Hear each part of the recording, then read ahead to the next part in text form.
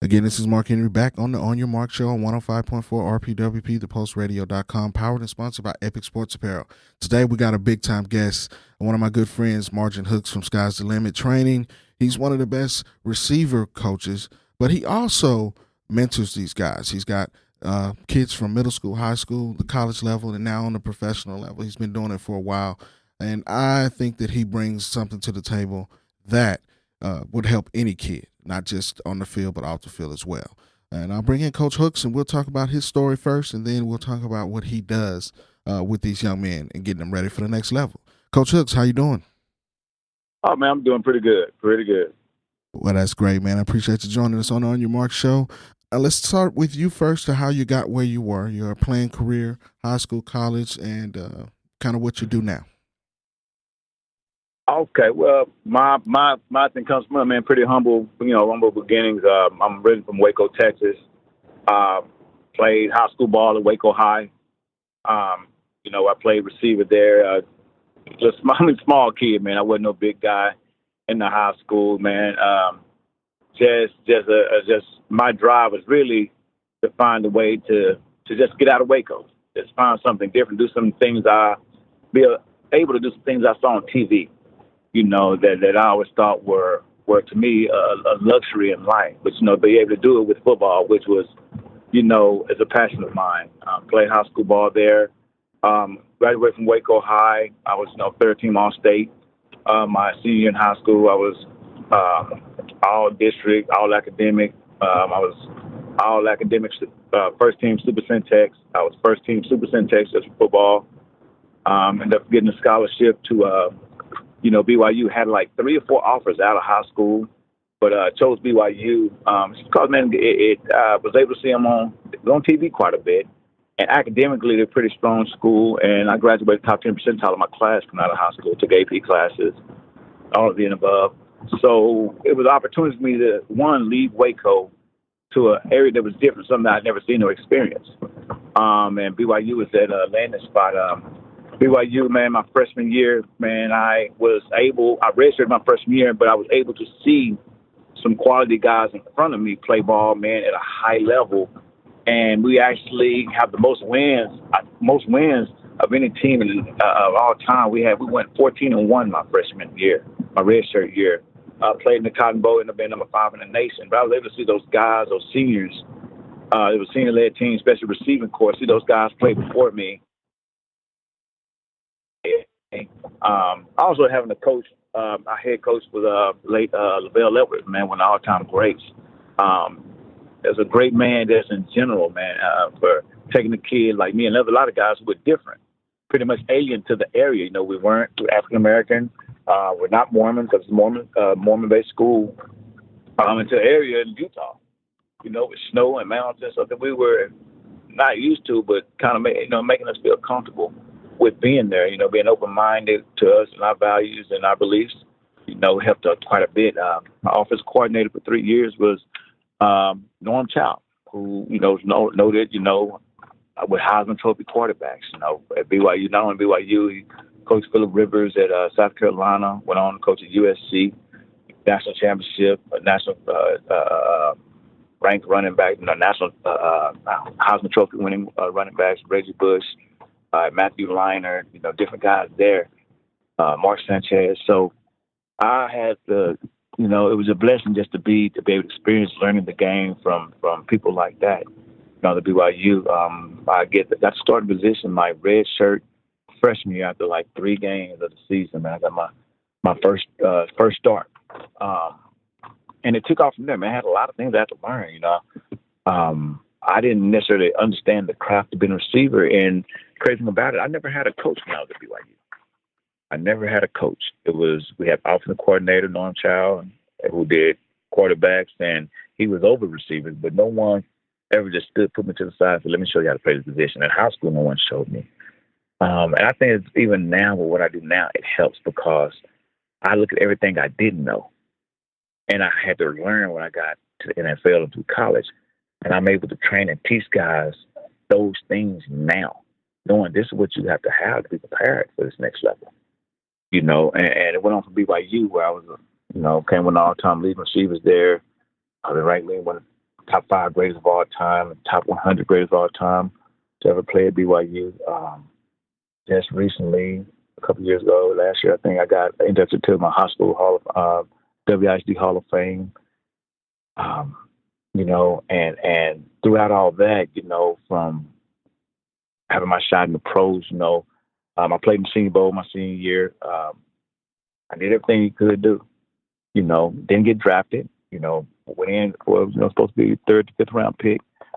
Ended up being a priority free agent, signed with Tampa Bay Buccaneers. Actually, I was blessed to play on the same team with the head coach was Tony Dungy. It was his last year in Tampa. So just seeing him as a man and how he handled himself, his demeanor, was I mean, it was, and there was an aura about him, and I put him along with my head coach in college, Lavelle Edwards. I took a lot, not just football, but just how they handled themselves dealing with people. They were always humble, spoke with everyone. They never was too high or mighty. It was just cool to see that. The family man. And I took a lot of just their lifestyles, how they did, along with, my lifestyle. I have both my parents, man. My parents have been married now for 60 years. So I'm blessed to have both of them in my life, I tell you just to pick up the phone, my mom answers the phone, my dad, or go to see him, it's just a blessing for me. And even now with the training, I started when I finished playing pro football, I had to figure out what am I going to do afterwards. So it landed me, I have a thing, just with helping kids. I teach school. So I've been teaching 15 years. So I started teaching school and coaching. I taught math at middle school here in Dallas. Taught there for like 6-7 years. I coached, coached football there, 8th grade team. They would take teams that you would think they're a little ethnically different, right. Taking them to the championships. Your teams I had were majority Hispanic, and being able to go, as we call it, down south, and being able to defeat some of those and playing those games, coaching. I was able to coach, man, help a lot of those kids, especially academically, because some of them don't have anything. A lot of people say, oh, you give them money for leadership, and sometimes you have to have that coach that's going to say, you know what, if you got below 80, you can't play. Mm-hmm. Or that teacher's having a problem, like that coach that'll walk down the hallway, say, come here, but still able to tutor you and help you, not just a typical, I don't knock it, teaching history or SPED. I have 4 certifications. I'm math certified, I'm English language arts certified. I'm also health and PE. Right. So all the major subjects I touch, and I'm able to teach and help kids along that, because one day I tell them the clock is going to stop ticking. Exactly. And the ball is going to stop rolling. The crowd's going to leave. What you going to do next? What are you going to do next? Football is a vessel. Mm-hmm. It's a vessel to kind of help you get to where you want to go in life. So just teaching and coaching, man, I enjoyed it. And I left, middle school and went to high school where I coached at Woodrow Wilson, coached receivers, coached varsity, coached there 3 years. And then from there, I started to hiatus from coaching. That's when I started when I was in the middle school, I started building start training and doing camps, where it's mostly like camps. Right. Where I would go and just have young middle school kids come out for 3 hours, for 3 days and charge them $60. So basically 20 hours a day, I feed them hot dogs afterwards each time or chop beef. So I was doing all of that. So I wasn't making money, but it's kind of just getting my name out there. While I was doing that, I met, matter of fact, I was coaching a football game. It was what do they call those spring league teams that they have. Okay. I was doing that, and I met a guy named Clay Mack. He was the D coordinator on the team, and I was the offensive coordinator of the team. So, we coaching, and just afterwards, we talking in general and just chopping it up, and we kind of linked up. It's like, man, let's go, let's do this, let's do that. Mm-hmm. So we would do camps. We would travel all over Dallas. I said we used to do birthday parties. Right. Clay and I were going to do a birthday party, and they were like, well, we want y'all to just do like a little camp. We do like flag football, do some drill, do flag football for birthday parties. Mm-hmm. We would do stuff like that, man. And it just kind of, I remember hearing us sitting and talking and walking in, putting our ties on and walking in to Visco or Tostito, up in Frisco, just trying to get somebody to sponsor us, listen to our idea. And just bringing it up from nothing. Because really the training side, you had quarterback trainers, but there wasn't anyone that did skill set guys back when we first started. So we would do this stuff for free. We would go do camps. I would go to Lancaster with Clay, and There's some more guys. D-Rob would be in. Another D-Rob. There's different guys that would kind of jump in and do different things. And it kind of looked at, and I looked at Clay. Clay, we can make money with this. If I'm looking at these kids coming out, this is something that's wanted. And so we kind of sprouted off from that. But when everyone started doing the training thing, and I think Clay and D-Rob, they did the quick twitch, and Yeah, they did. I kind of had to separate myself from it because I was actually teaching and coaching. I didn't want people to think, oh, he's recruiting. Yeah, because I was the only teacher. I coached and I taught. Right. So, we're getting around that, I'm with all of these other coaches' kids, and these kids start moving to different schools. Next thing you know, I'm guilty of, with the UIL of recruiting. So I kind of steered away, and I would just kind of help on the sides. If they need a spot to land, if I have some connections with getting them a facility, I would do that. And then, when I stepped away from coaching when I was at Woodrow, that's when I decided to make that jump. I kept on teaching, but it's like, all right, man, let me go ahead and kind of go full tilt with the training thing. And by then, I was kind of on my own. So I would literally travel to Waco like every week, every Tuesday. I would go down there just to train, just to build my name. So I went back to my area, and I was blessed. Coach Williams at La Vega High School. Okay. Man, he was one coach that let me in and say, I'm gonna let you come work with my players. And the guy that urged me into there was a guy named Robert Glenn, who I played high school ball with. He's a high school coach now at Waco High, but he was a quarterback coach at La Vega. And he was like, Margin, man, can you help me with this huddle? Can you help me with these guys? So when I went back home and started helping those guys, man, training them, bringing coaches in, helping them, kind of urging them, man, go down to Waco, check out, got this kid. And it kind of took off from there. Where then I had kids from Dallas that would go with me into Waco. So I would have, Coach Glenn, Coach Carpenter, who was in La Vega, they would help out and kind of just building it. So once I built my name in Waco and got established, and okay, I got some D1 guys with me, then I came back into Dallas. That's when I met Coach Flight. Shout out to Coach Flight. And then that's when yes, sir. That's when I brought Coach Flight in. Coach Flight wasn't training at the time. He was doing marketing for another guy. Okay. And all these kids would probably do film, and finally I was like, man, you can make money with this. And he didn't understand. I was like, how much you getting paid? He told me how much. I'm like, that's it.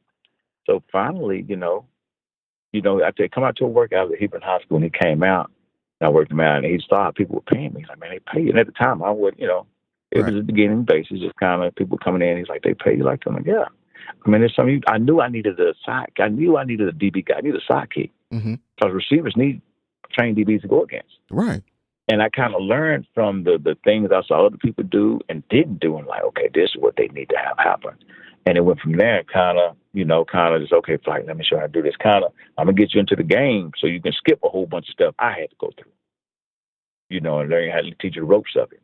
And it kind of took off from there, where he's built up his name, built up his product and what he's doing, and now it's like an explosion where I see trainers popping up everywhere. Everywhere now. But it's everywhere. But I tell you, the hardest part is you have to get established. Right. And be consistent. It's just basic things you have at a normal professional job. Be on time, be professional, understand your craft and what you're doing, and also have a productive product that you put out. That's what any Fortune 500 company. That's what anyone be respectful. And my business that I have now is built off word of mouth. Right. It's built by word of mouth. And I tell you that. And my business is supported by basically middle class African Americans. Word of mouth. Right. Right. And my approach to training is like I do in the classroom. I do small groups so they can actually learn. And I'm more the exclusive guy. Right. I want to be, I want to be exclusive, meaning everyone can get a hold of me. Right. I don't promote myself. I don't put it out there. Well, come train me at this place. No one even knows where I train. Right. They don't know the times I train. I don't post it. Right. You have to call, and I put you in the groups I need to put you in, and I keep it that way. Yes, sir. So I can actually have a high turnover numbers. I don't have a lot of kids I train, but I will admit I do have a high number of kids that sign and go D1. Right. And that's the thing about it. Helping the parents invest with me. My job is to make sure that these kids get better at the craft so they have the opportunity. I don't say I get them the offers, but you have the opportunity to produce in the right situations to get these offers. And, also finding that the helpful thing with it is that I I've coached also, so I understand both sides of it. And trust me, coaching is different from training. That's Okay. one thing I do know. Okay. That's one thing I do know. Coaching is different from training. It's also like, okay, teaching school, you have a classroom full of 30 kids. And then you got a tutor on the outside that got 5 kids. Which kids you going to think get more out of it? Right. Right. The tutor. The tutor. Yep. And those kids that go to the tutor are kids that want more out of it. The kids I track are the kids that want more. Right. Kids that's happy to be there don't want to come to me. They don't Mm-mm. come to me. I track the kids that want more out of it, you know, and Mm-hmm. those are parents that want more. Right. And even some kids that are less fortunate that want it, I subsidize things to help them out too. Because everybody needs somebody. Right. You know, whether I have to tutor on the side and help them with this or help them with that. I've had to go to jails, and some kids get arrested and sit behind the bar, sit behind those glass windows to talk to them. Yeah. You know, do the visit with the parents so they have opportunities to get out back into society. I've had to do all that. I've had to tutor over the phone. I've had to go buy clothes, feed. Right. You know, it's a lot of things that go along with training, but also I teach school too. Right. So it goes hand in hand with me. I'm always dealing with kids. You know, always dealing with kids. And the satisfaction I get is the end product. I love the process. I love to get a kid and at one point, and then at that point a year later, I was like, remember you couldn't do this, now look what you're able to do. I love that. That's the part where I get the satisfaction, the production side of it. And the smile on the kid's face when they get it. Right. And they got it. And those parents on signing day, you know, they called the coach. I appreciate it. I mean, just today, Wednesday, Mm-hmm. I had 17 kids sign. Yeah. Really? That's not even all of them. 17, that's me by myself. Right. 17 with 4 All-Americans. It's me by myself. Right.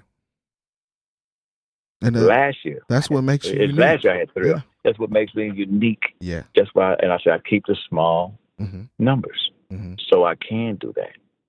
And I have more to sign in February. Right. You know, but then I'm also pushing SAT, ACT. If I have to tutor that, I will, and I do. Now, how important is that to get that across to a young man? Because a lot of times kids, they want to see what they do on the field, but you know, and this big thing about exposure and getting to the next level, the academic side has to be stressed, and I think that's one thing that you do well with, you know, having an advantage of being an educator as well. You stress that with your players. Oh man, it's more important than what goes on the field. You're only one step from it all being over. Right. You're only one step from it all just being over with. Right. You know, blowing your knee out or whatever it may be. So you have to have something to fall back on. And the way that came to reckon with me, my redshirt freshman year, spring ball with BYU. Spring ball. I mean, no, it wasn't spring ball. It was fall camp. I was blocking, just, you know, no one playing spring ball, and a running back cut off a block I made. The D tackle dove to hit him and missed him, and dove into the back of my legs, and they were planted. Mm-hmm. I heard, my knees, everything popped. I'm thinking I'm done. And the first thing I thought about was, I can't go back home. Waco not to play. I can't go back. What are my grades? My career shot before my eyes, just boom. And the first thing I thought was my grades. Right. That right there changed my whole process. I've always been, I've always been took care of my good grades, but it emphasized even more because what I loved, I thought it was gone. Mm-hmm. So I emphasize it so much now. And now I'm able to look at kids that I've trained when I first started, graduating with a master's, calling me up, coach can give me a reference. Can you do? And that's the satisfaction of it. Mm-hmm. It's like, okay, you got it. You got your degree. That's more important than everything. Now I want to go to the league. Less than 1%. Make it to the league. Make it to them doors and say trespassing. No trespassing. Right. And I'm blessed to have actually made it in them doors. Exactly. And I tell people, they say, what did you make a squad? I said, you know what? I played practice squad one year. I was practice squad at Miami Dolphins for a whole year and a half. I was there for like 2 years. I got released from Tampa. Did and people were like, well, you didn't make it. I like, you know what? when I was young, I always told my parents I wanted to make it to the NFL. Mm-hmm. My first preseason game was a Monday night game on Monday Night Football. I was actually with the Tampa Bay Buccaneers. Mm-hmm. And my parents saw me jog out on the field. So all in all, I reached my goal. My You parents made it. saw me in the NFL. You I made it. Mm-hmm. Now, I said, people, I wish I would have asked for more. Mm-hmm. But what was meant to happen was meant to happen. Exactly. Because without that failure, without that failure in the NFL, I wouldn't be where I am now. Without that failure, what people call failure, I wouldn't know what I didn't have to necessarily make or understand the business side of it to know that, hey, it's a business. It don't mean that you can't play. You know, right? You got to position yourself to when that opportunity pops, you make the plays.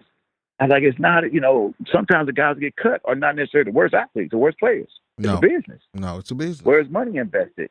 So I try to explain that to them. It's more to it, and you got to learn from it. If some people, if you want, I heard what's his name? What's his name? Acho that played at Texas. Yeah. I just said on Twitter, he was like, my failures. He said, my failures got me to where I am now. Exactly. I'm blessed to have had the opportunity to even have that failure. Right. Some people ain't never strapped a helmet on in high school. Exactly. Some of them ain't never strapped a helmet on in college, let alone the pros have never experienced it. Right. And some people go out there and advise people on how to do it. And I'm like, you ain't never even done it. You haven't even been there to fail. Right. At least I can help you learn from my mistakes. Exactly. I said, at least I can do that. Right. And I learned from, I want every kid that I touch to be better than me. I just hope and pray that I set a bar up high enough that at least they get past the bar I am. Man, you are much way success. I hope I did that. I don't know. I'm not here to judge it. But that's what I want. Daddy. That's what I want. Daddy, let's go inside the too. So that's what I want. Yeah. Yeah.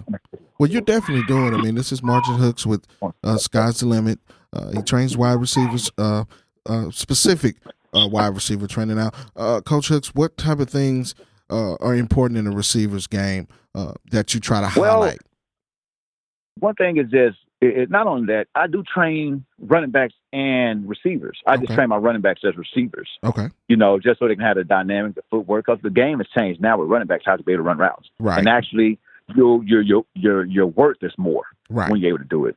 One thing I think that helps me separate from others is the fact that I've been in there and I understand the movements of the game. It's not just run straight. It's moving pieces to this game. Okay. It's different elements that come along with it, with the training that I have. So not only will I teach you how to run a route, and I start off very basic. Mm-hmm. It's basic. It's nothing fancy. It's like cooking a cake. First, we're just going to have a basic cake. And that's what I'm going to teach you, how to bake the cake. Then later on, once we get that cake nice, then I'm going to add some icing to it. Then some sprinkles. Then I'm going to ask you to put your own flavor to it. So I'm going to give you some options on extra things to do. And that's when you start working and honing in on your craft and understand how does this work on certain defense. What is the defense? So I'm going to teach you to understand again, what defense is this? Why are they in this defense? What can they do from this defense? Understanding personnel and stuff like that. That's the stuff that comes along with the type of training that I do. Now, you talked about the way the game has changed. How has football changed from when you were, in college and in the league to now? It's more advanced to me at the high school level. I mean, I think the athlete is better and more dynamic, and they have to know things a little bit better now because on the offensive side and defensive side, things are more complicated. You got these spread offenses, the wishbone and things like that have gone by the wayside, but now we got complicated spread offenses. You got spread option offenses. Things are way, way more advanced than they were, in the time when you came out. It is very much so, and it's changed so much. The athlete has changed. Even in high school, they're running offset I, two backs in the backfield. Right. That's why they put the tight end in the slot or something like that. But right now it's much more advanced, and it's not really complex. In high school, it's not complex at all. In high school, if you have a good offensive line and a quarterback, you don't even have to have D1 athletes, and you'll go in. Right. I can go name some teams right now. You'll be like, "Oh yeah, man, that's true." Yeah. Oh yeah. And they win. They're powerhouses. No doubt. But the kids are, first of all, smart. The best team I've ever had wasn't the most athletic team when I coached. It was the smartest team. All the AP students was on this team. All the honor students on this team. So I could do more advanced things with them because they could think outside the box. They didn't necessarily, they knew they couldn't depend on their athletic abilities. So, okay, we're going to do this move here and move here to make you think. I understand. If you make some athletes think, it slows them down. Yeah. Yeah. So my thing is to get that elite athlete and you teach him this is how we're going to think. So now you got the speed, you got the ability, and you got the brains with it. Because now that where the game is changing, college is so competitive where I hear this word used quite a bit with college coaches, developing.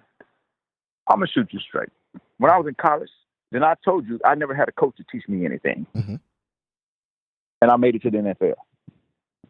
You can look it up. You can go ask anyone I played with or played with in college. Say, who is Margin Hooks' receiver coach? And they're going to pause and be like, I ain't had one. Right. I didn't. So right now, when you talk about development, college hadn't changed too much. Where they say, oh, develop them. Coach, you don't. When you go recruit, are you looking at kids you have to develop, or are you looking for kids that are already developed? That's true. Because you don't have that kid that's already developed, you're gonna get fired because you got to win right now. Right. You don't have time to say, okay, let me build you, let me show you. A lot of times you don't know how to do it yourself. What I do with college coaches, and I don't care where you're at, I check your background. Right. I check and see where you're from. What were your accomplishments? Did you ever accomplish anything? Because I hear a coach tell a kid to be tough. And I'm like, have you ever been in a tough situation in life? A lot of things you don't know. It might not necessarily be on the field. You might have been in some tough situations, just life-wise you had to make it through. And I can't always tell that. But I want to look at that. Before you ask of a kid, don't ask of a kid something you've never given. Exactly.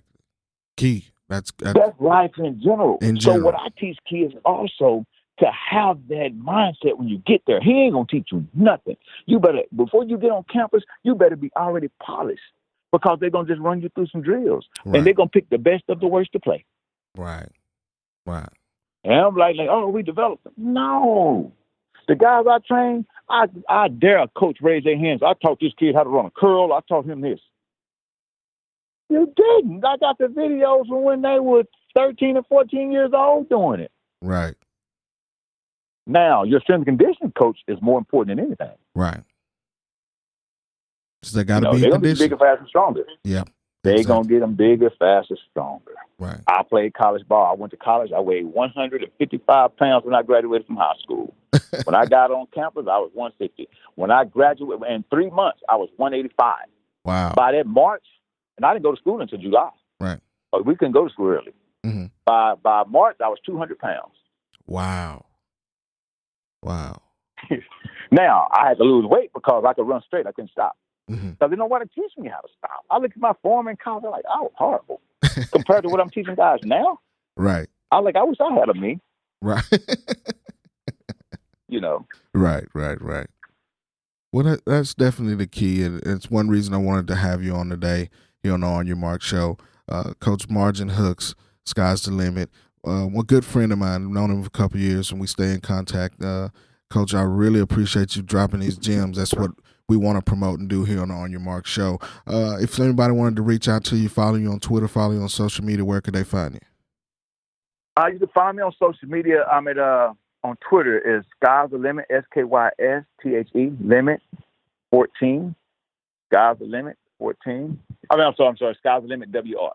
Okay. Wide receiver. Sky's the Limit wide receiver, and it's the same thing on Instagram. I'm not on Instagram as much, but Instagram is the same thing. Sky's the Limit WR. Right. That's how you can find me. My website is starsunderconstruction.com. STARS underconstruction.com. You can reach out to me those avenues. You can register, email me, and I'll be able to get in with you, and get some things set up for you. Well, Coach, definitely appreciate you joining me on the On Your Mark show.